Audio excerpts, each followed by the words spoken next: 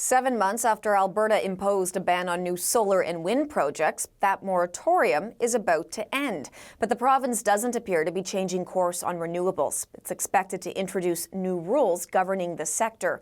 The CBC's Kyle Bax has more from Calgary.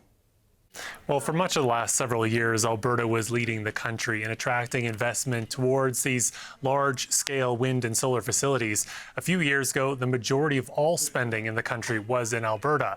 Then last summer, to everyone's surprise, the provincial government brings in a ban on approving new projects. The government said it wanted time to review certain concerns, like the impact on agricultural land, reliability of renewables, and eventual decommissioning of these facilities. Industry was caught off guard and projects were delayed. Some companies have shifted their focus away from the province to opportunities in other parts of Canada, the United States, and around the world. Investment will return to Alberta, but experts say they aren't sure how much because it's not as attractive as it once was. It's a global industry, and it's a highly liquid and fluid industry. So Alberta is competing not just with Saskatchewan, not just with Manitoba, not with Ontario, not with Nova Scotia and Quebec, but also with every U.S. state.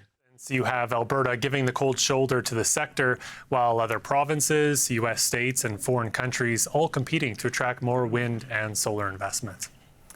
And what kind of new rules could the provincial government possibly bring in?